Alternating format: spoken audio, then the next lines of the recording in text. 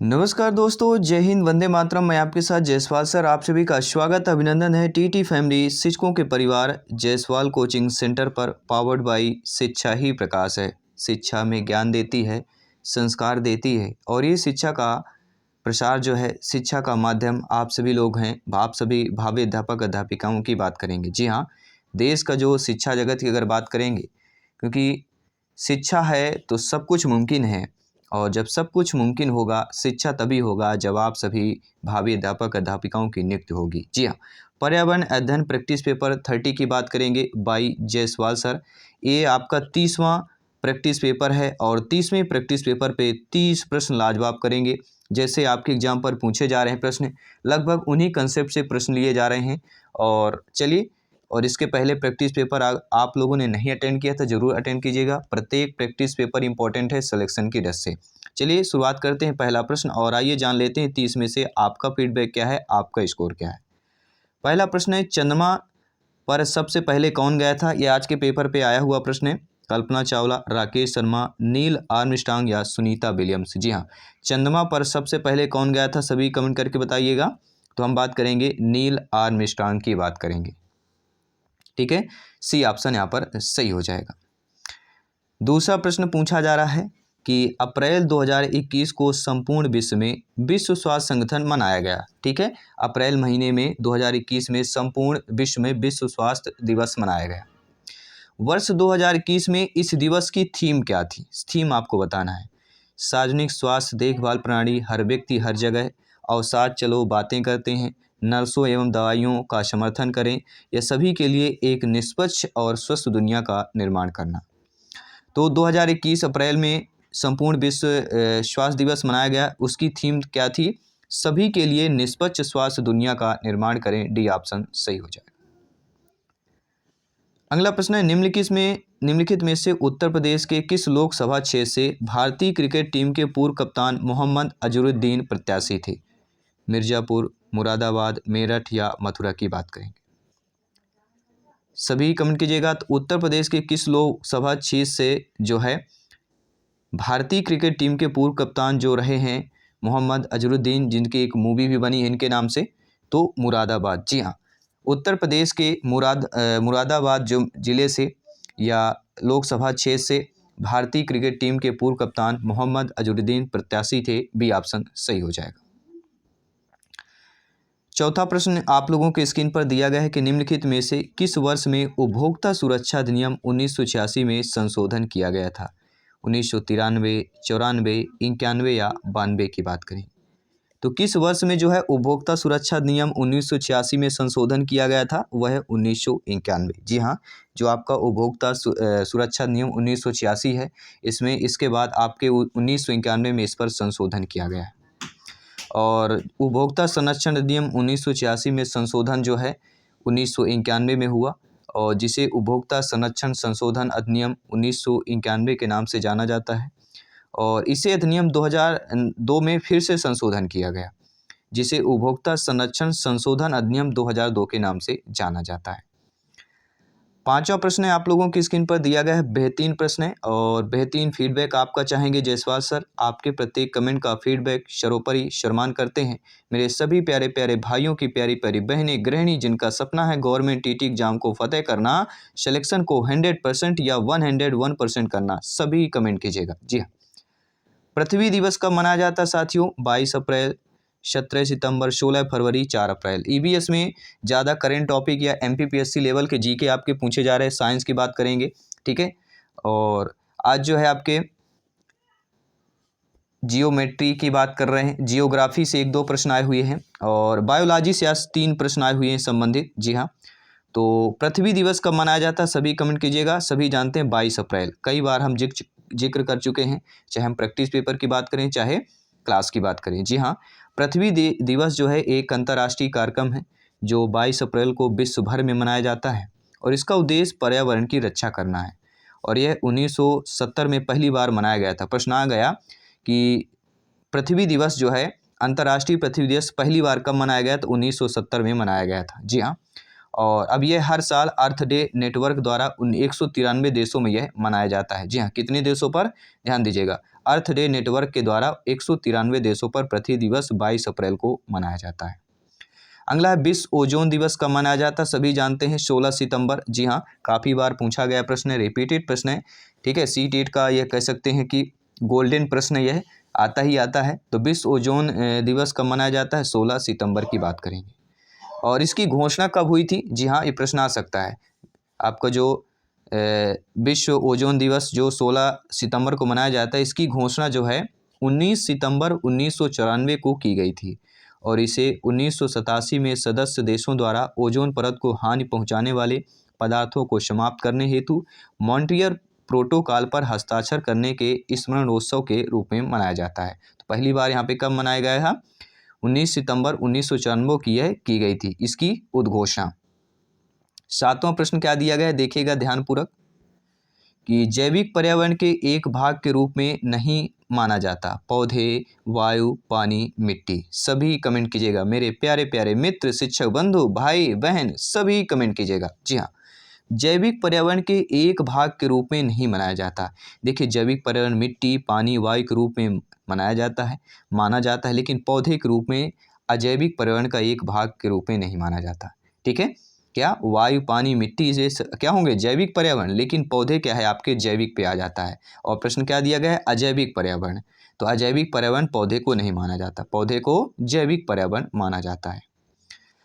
ठीक है, ऐसे निर्जीव पदार्थ जो जीवों को किसी न किसी रूप में प्रभावित करते हैं अजैविक घटक कहलाते हैं। ठीक है, तो घटक आप समझ लीजिएगा। अगला प्रश्न स्क्रीन पर है, हिमेटोपाइसिस कहाँ होता है, फेफड़ों में, अग्नाशय में, यकृत में या अस्थि मज्जा में होता है।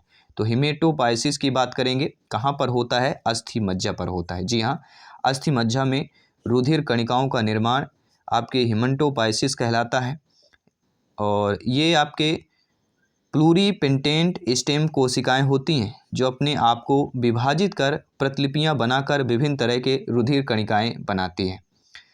अगला प्रश्न है, फर्न किस वर्ग में आते हैं, अनावृतबीजी, आवृतबीजी, थैलोफाइटा या टेरिफोइटा की बात करेंगे। जी हाँ, टेरिडोफाइटा। तो फर्न किस वर्ग में आते हैं, सभी कमेंट कीजिएगा। तो फर्न जो होता है वह टेरिटो या टेरिडोफाइटा के अंतर्गत आता है। जी हाँ, फर्न छोटे टेरिडोफाइट पौधे हैं जो बीज रहित पुष्प रहित होते हैं। प्रश्न आ जाए, बीज रहित और पुष्प रहित पौधे कौन होते हैं, फर्न होते हैं और छोटे टेरिडोफाइट पौधे होते हैं जो बीज रहित और पुष्प रहित होते हैं और ये संवहन बंडल का ये प्रयोग करते हैं। 10वां प्रश्न दिया गया कि निम्नलिखित में से कौन सा ब्रायोफाइटा के लिए असत्य है, कि गेमिटोफाइटा की प्रमुख अवस्था एक बीजी मुख्य पादप शरीर, एक बीजी जीवाणु या पुष्प की अनुपस्थिति। तो देखिए, ब्रायोफाइटा के लिए असत्य है क्योंकि पुष्प की अनुपस्थिति, क्योंकि ब्रायोफाइटा में पुष्प की अनुपस्थिति नहीं होती है, पुष्प की उपस्थिति होती है। यहाँ पे अनुपस्थित दिया गया है, इसलिए हमारा D option according to question सही हो जाएगा। ठीक है, ब्रायोफाइट्स एक क्या होते हैं, क्रिप्टोगेम्स, बीज रहित और पुष्प रहित पौधे की बात करेंगे। ठीक है, पुष्प रहित पौधे होते हैं, बीज रहित होते हैं, ये आपको ध्यान देना है। अगला प्रश्न स्क्रीन पर है, ब्रायोफाइट्स उभयचर कहलाते हैं, क्यों कहलाते हैं, क्योंकि वे मेढक जैसे दिखते हैं, जल तथा थल दोनों जगह पाए जाते हैं, आवास को महत्व नहीं देते हैं, या कीड़ों को खा सकते हैं। तो ब्रायोफाइट जो होते हैं उभयचर कहलाते हैं क्योंकि जल थल ये दोनों पर पाए जाते हैं और उभयचर उन्हीं को कहा जाता है। ठीक है, जल थल की बात करेंगे तो ब्रायोफाइट जो होते हैं जल और थल दोनों जगह पर पाए जाते हैं, इसलिए इनको उभयचर बोला जाता है। जैसे आपका एक फॉर एग्जाम्पल हार्नबार्ट। ठीक है, नोट कर लीजिएगा। अगला प्रश्न साथियों, कैलाश मानसरोवर की यात्रा पर जाने वाले तीर्थयात्रियों को तिब्बत में प्रवेश करने के लिए किस दर्रे को पार करना पड़ता है, खारदुल्ला, रोहतांग, बनिहाल या नाथुल्ला दर्रा। तो कैलाश मानसरोवर की यात्रा पर जाने वाले तीर्थयात्रियों को तिब्बत में प्रवेश करने के लिए किस दर्रे को पार करना पड़ता है, वह है नाथुल्ला दर्रा। जी हाँ, कैलाश मानसरोवर को यात्रा पर जाने वाले तीर्थयात्रियों को तिब्बत में प्रवेश करने के लिए नाथुल्ला दर्रा और आपके लिपू लेक को पार करना पड़ता है। अगला प्रश्न है साथियों, सभी कमेंट कीजिएगा। जयसवाल सर आपके प्रत्येक कमेंट का फीडबैक का सर्वोपरि सम्मान करते हैं। सी हाँ, सभी कमेंट कीजिएगा। प्यारा सा प्रश्न है, न्यारा सा प्रश्न है, प्यारा सा फीडबैक आपका चाहिए कि पेरियार नेशनल पार्क किस पर्वत श्रृंखला में है। जी हाँ, अरावली, विंध्य, घाट, पश्चिमी घाट। देखिए राज्य नहीं पूछा जा रहा है कि पेरियार नेशनल पार्क किस राज्य पर है, प्रश्न पूछा जा रहा है पेरियार नेशनल पार्क जो है किस पर्वत श्रृंखला पर है। ठीक है, तो ये आपके पश्चिमी घाट पर है, नोट कर लीजिएगा। पेरियार नेशनल पार्क पश्चिमी घाट पर स्थित है। केरल के आपके इडुक्की कोट्टायम पथनमथिट्टा जिला पर स्थित है। तो केरल राज्य पर यह पेरियार नेशनल पार्क है जो कि पश्चिमी घाट पर स्थित है। अगला प्रश्न है मैग्नीफेरा इंडिका आम, सोलेनम, ट्यूबरोसम आलू और पेंथेरा लियो शेर को कहते हैं में इंडिका। ट्यूबरोसम और लियो किसको प्रदर्शित करते हैं? द्विनाम पद्धति, टेक्सोनॉमिक हेरेर को पहचान या विशिष्ट विशेषण की बात करेंगे। तो मैग्नीफेरा इंडिका आम हो गया, सोलनमा ट्यूबरोसम आलू हो गया, पेंथेरा लियो शेर की बात करेंगे, इंडिका ट्यूबरोसम और लियो किसको प्रदर्शित कर रहे हैं? तो ये द्विनाम पद्धति को प्रदर्शित कर रहे हैं। देखिए द्विनाम पद्धति को जो है कैरोलस लिनियस ने प्रतिपादित किया था। प्रश्न आ गया कि द्विनाम पद्धति को किसने प्रतिपादित किया? तो कैरोलस लिनियस ने प्रतिपादित किया था। द्विनाम पद्धति के अनुसार नामकरण जाति और प्रजाति के आधार पर किया जाता है, जिसमें प्रथम शब्द जाति और द्वितीय शब्द प्रजाति जो वनस्पति तथा वैज्ञानिक नाम आते हैं। और आपको पता होगा आज के पेपर में प्रत्येक हम वैज्ञानिक नाम करते हैं और आज का नीम का वैज्ञानिक नाम पूछा गया था। आज के पेपर में नीम का वैज्ञानिक नाम पूछा गया था। जी हाँ। अगला प्रश्न है सूर्य से चंद्रमा की दूरी लगभग कितनी है? 1.5 मिलियन, 250 मिलियन, 150 मिलियन या 190 मिलियन? जी हाँ, सभी कमेंट कीजिएगा जिनको पता है, फीडबैक कीजिएगा। और टेलीग्राम, आपके इंस्टाग्राम, फेसबुक पेज पर जरूर जुड़े अपने TT family Jaiswal coaching centre पे। फेसबुक पेज पर फॉलो करें, इंस्टाग्राम पर फॉलो करें और अपने टेलीग्राम से जरूर जुड़ें और प्रत्येक पेपर का फीडबैक पाएँ और प्रत्येक पेपर का फीडबैक करें। जी हाँ, तो सूर्य से चंद्रमा की दूरी लगभग आपके 150 मिलियन के आसपास मानी जाती है। सी वाला ऑप्शन सही हो जाएगा। सूर्य से चंद्रमा की दूरी की लगभग यहाँ पे पूछी गई। ठीक है, तो सूर्य से चंद्रमा की दूरी लगभग 150 मिलियन किलोमीटर के आसपास है। जी हाँ, यहाँ पे किलोमीटर नहीं दिया गया है ऑप्शंस पर, तो मिलियन किलोमीटर के आसपास है। अगर आपको एग्जैक्ट आंकड़ा चाहिए तो आप ठीक है गूगल पे सर्च कर सकते हैं। जैसा कि हम पहले ही जानते हैं कि पृथ्वी जो है सूर्य का चक्कर लगाती है और इसके साथ साथ ही हम सभी भी जानते हैं कि चंद्रमा पृथ्वी का चक्कर लगाती है। क्या है? पृथ्वी सूर्य का चक्कर लगाती है और चंद्रमा पृथ्वी का चक्कर लगाती है। ठीक है, चलो हमारा प्रश्न स्क्रीन पर है। किस नगर को भारत की सिलिकॉन घाटी कहा जाता है? मुंबई को, चेन्नई को, हैदराबाद को, बेंगलोर को? जी हाँ, आपका एक प्रत्येक कमेंट स्कोर को बेटर करता जाएगा, बेहतर करते जाएगा, सिलेक्शन की सीढ़ी को पार करता जाएगा। जी हाँ, तो किस नगर को भारत की सिलिकॉन घाटी कही जाती है? सभी जानते हैं बेंगलुरु। जी हाँ, भारत का सिलिकॉन स्टेट कहे जाने वाला कर्नाटक सूचना प्रौद्योगिकी तथा ज्ञान आधारित अन्य उद्योगों की स्थापना के लिए सबसे लोकप्रिय स्थान माना जाता है। और बेंगलोर शहर को सिलिकॉन घाटी, तो सिलिकॉन स्टेट किसे कहा जाता है? कर्नाटक को, जिसे सूचना प्रौद्योगिकी तथा ज्ञान आधारित अन्य उद्योगों की स्थापना के लिए सबसे लोकप्रिय स्थान है। और बेंगलोर शहर जो है आपके सिलिकॉन घाटी बेंगलोर शहर को कहा जाता है। विकास गौड़ा ने 2015 एशियन एथलेटिक्स प्रतियोगिता में किस खेल में गोल्ड या स्वर्ण पदक जीता? लंबी कूद में, 400 मीटर दौड़ में, शॉट पुट में या डिस्कस थ्रो में? ठीक है, जी हाँ, सभी कमेंट कीजिएगा। देखिए फीफा वर्ल्ड कप से आज एक प्रश्न पूछा गया है, तो फीफा वर्ल्ड कप से संबंधित पढ़ लीजिएगा। विकास गौड़ा ने 2015 एशियन एथलेटिक्स प्रतियोगिता में किस खेल में गोल्ड या स्वर्ण पदक जीता था? वह आपका डिस्कस थ्रो की बात करेंगे। ठीक है, डी ऑप्शन सही हो जाएगा। विकास गौड़ा ने स्वर्ण पदक जो है डिस्कस थ्रो लगभग 62.03 मीटर से जीता था। अगला प्रश्न है भारत की सबसे लंबी झील कौन सी है? पेंगोल झील, पुलिकट झील, कोलेरो झील या वेम्बनाड झील की बात करेंगे। तो भारत की सबसे लंबी झील की अगर बात करें तो वह है वेम्बनाड झील। जी हाँ, भारत की सबसे लंबी झील वेम्बनाड झील है। यहाँ पर कयाल होते हैं जो मछली पकड़ने व नौकायन के लिए प्रयोग किए जाते हैं। और प्रसिद्ध नेहरू ट्रॉफी, कलामकली या नौका दौड़ का आयोजन भी इसी झील में किया जाता है। प्रश्न, हाँ, तो नेहरू ट्रॉफी जो कलामकली नौका दौड़ है किस झील पर किया जाता है? वेम्बनाड झील पर। ठीक है, जो सबसे लंबी झील है और इसे जो है पुनमदा झील भी कहा जाता है। अगला प्रश्न है आलू, टमाटर, बैगन किस संघ की प्रजातियां हैं? सोलेनम, पेंथेरा, फेलिस या ट्रिगिस की बात करेंगे। तो आप सभी जानते होंगे, कई क्लास पर जिक्र कर चुके हैं, सबसे ज़्यादा आपकी ईबीएस और बाल विकास की हमारी क्लास मिलेगी। जी हाँ, सबसे ज़्यादा हमने क्लास इन 2 टॉपिक पर, 2 सब्जेक्ट पर सबसे बेटर किया है, क्योंकि ये इम्पोर्टेंट टॉपिक है। तो आलू, टमाटर तथा बैंगन किस संघ की प्रजातियां हैं? तो ये आपके हम किसकी बात करेंगे?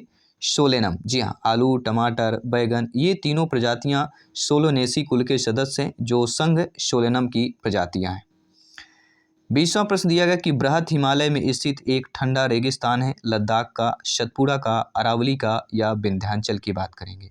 तो बृहद हिमालय में स्थित एक जो ठंडा रेगिस्तान है वह हम किसकी बात करेंगे? लद्दाख की बात करेंगे। अगला प्रश्न है, 20 प्रश्न कंप्लीट कर चुके हैं, 10 प्रश्न और करेंगे। इस प्रैक्टिस पेपर मॉडल पेपर को कंप्लीट करेंगे और आपका फीडबैक जानेंगे, 30 में से आपका फीडबैक क्या है। भारतीय उपमहाद्वीप मूलतः एक अंग था किसका? ज्यूरेसिक लैंड का, अंगारा लैंड का, आर्यावर्त का या गोंडवाना लैंड की बात करेंगे। तो भारतीय उपमहाद्वीप मूलतः किसका एक अंग था? गोंडवाना लैंड का एक अंग था। अगला प्रश्न है साथियों, निम्नलिखित में से जो है कौन सा शास्त्रीय नृत्य शैली है? बांग्ला, क्लबवेलिया, ओडिसी या पंडवानी? तो आप सभी जानते हैं शास्त्रीय नृत्य शैली की बात कर रहे हैं, तो जो आपकी ओडिसी है ये हमारी शास्त्रीय नृत्य शैली है। बाकी बांग्ला, क्लबवेलिया, पंडवानी जो है ये एक लोक नृत्य शैलियाँ हैं।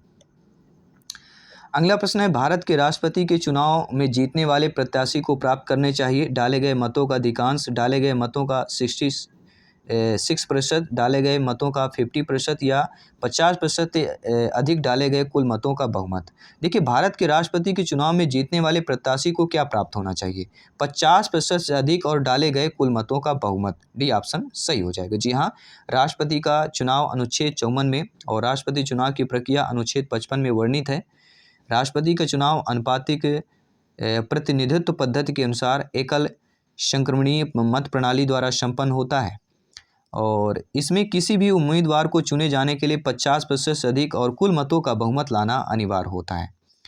अगला प्रश्न है 24 नंबर प्रश्न है, जो आप लोगों की स्क्रीन पर पूछा जा रहा है। आइए जान लेते हैं क्या आप लोगों का फीडबैक मिलता है। इस प्रश्न की बात करेंगे। भारत के नियंत्रक और महालेखा परीक्षक किसके लिए मुख्य लेखाकार और लेखा परीक्षक के रूप में काम करता है? तो वह आपका संघ और राज्य सरकार। जी हाँ, भारत के नियंत्रक और महालेखा परीक्षक किसके लिए मुख्य लेखाकार और लेखा परीक्षक के रूप में काम करता है? वह संघ और राज्य सरकार की बात करेंगे। 25वां प्रश्न है साथियों, संविधान सभा के सदस्यों में से निम्नलिखित में से कौन शामिल नहीं था? तो संविधान सभा के सदस्यों में जो है आपके सरदार वल्लभ भाई पटेल शामिल थे, आचार्य JB कृपलानी शामिल थे और KM मुंशी शामिल थे, लेकिन आपके जयप्रकाश नारायण शामिल नहीं थे। संविधान सभा के सदस्यों में सरदार वल्लभ भाई पटेल, आचार्य JB कृपलानी और KM मुंशी ये तीनों शामिल थे। संविधान सभा के गठन के समय इसमें सदस्यों की संख्या 389 थी और भारत के विभाजन के बाद सदस्यों की संख्या 299 रह गई है। इनमें जो नाम है जवाहरलाल नेहरू, मौलाना अबुल कलाम आज़ाद, सरदार वल्लभ भाई पटेल, KM मुंशी, राजगोपालाचारी तथा JB कृपलानी थे और जयप्रकाश नारायण संविधान सभा के सदस्य नहीं थे। अगला प्रश्न है, भारत के संविधान का निर्माता किसे कहा जाता है? महात्मा गांधी, डॉक्टर BR अम्बेडकर, जवाहरलाल नेहरू या BN राव? तो सभी जानते होंगे, जब भी संविधान का जिक्र आता है, संविधान के निर्माता का जिक्र आता है, डॉक्टर BR अम्बेडकर का नाम सर्वोपरि आता है। बी ऑप्शन सही हो जाएगा। जी हाँ, भारत के संविधान निर्माता डॉक्टर BR अम्बेडकर को कहा जाता है और 29 अगस्त 1947 को संविधान सभा ने संविधान का प्रारूप तैयार करने के लिए 7 सदस्यीय प्रारूप समिति का गठन किया, जिसके अध्यक्ष डॉक्टर भीमराव अम्बेडकर जी थे।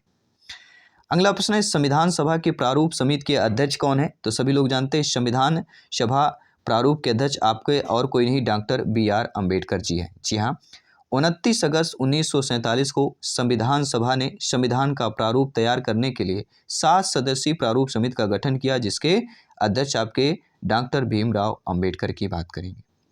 अगला प्रश्न है साथियों, भारतीय संविधान को अंगीकृत किया गया है 26 जनवरी 1950, 26 जनवरी 1949, 26 नवंबर जो है 1949 या 31 दिसंबर 1949? तो आप सभी जानते होंगे लगभग कि भारतीय संविधान को कब अंगीकृत किया गया है। 26 नवंबर 1949 को जो है अंगीकृत किया गया है। जी हाँ, 26 जनवरी 1949 को भारत के लोगों ने संविधान को अंगीकृत, अधिनियम और आत्मर्पित किया और इसी दिन नागरिकता, विदेशी मामले, अस्थायी और संक्रमणकालीन आदि संवैधानिक उपबंध लागू हुए तथा संविधान के शेष उपबंध 26 जनवरी 1950 से फिर प्रभावी हुए।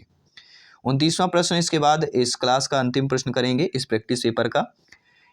इस उम्र के में बालक पर्यावरण की विभिन्न घटनाओं जैसे वर्षा, भूकंप, तूफान, ऋतु परिवर्तन इत्यादि की अवधारणाओं को समझ पाने में असमर्थ होता है।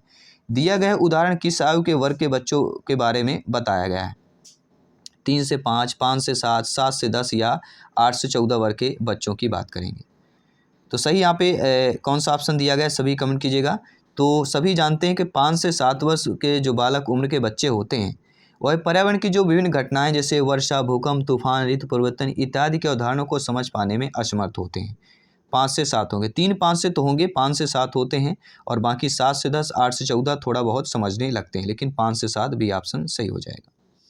30वां प्रश्न है, निम्नलिखित कथनों पर विचार कीजिए कि 8 से 14 वर्ष के बच्चों में अपने परिवेश के महत्व की समझ विकसित हो जाती है और इस आयु वर्ग के बच्चों में जो है वर्गीकरण व विभेदीकरण संबंधी ज्ञान का भी विकास होता है। इनमें से कौन सा कथन जो है 8 से 14 आयु वर्ग बच्चों में संबंध में सही दिया गया है? देखिए 8 से 14 वर्ष के आयु पर बात करें कि अपने परिवेश के महत्व की समझ विकसित हो जाती है, बिल्कुल सही बात है। जहाँ वो रहते हैं वे अपने परिवेश के महत्व को समझने लगते हैं और इस आयु वर्ग के बच्चों में वर्गीकृत व विभेदीकरण संबंधी ज्ञान का भी विकास हो जाता है, ये भी कथन सही है। तो ए व बी दोनों कथन सही हैं, तो जो हमारा सी ऑप्शन दिया गया है वह सही हो जाएगा। और टॉप 30 में से आप लोगों का फीडबैक क्या है नीचे कमेंट बॉक्स में अवश्य बताइएगा। जायसवाल सर आपके प्रत्येक कमेंट का फीडबैक का ठीक है कमेंट का सर्वोपरि है, सम्मान करते हैं। और सभी मित्र यहाँ पे प्रत्येक प्रैक्टिस पेपर अटेंड कीजिए और हम जल्द ही मिलते हैं आपके अगले प्रैक्टिस पेपर पर। सभी मित्रों को जय हिंद, वंदे मातरम, धन्यवाद सभी का।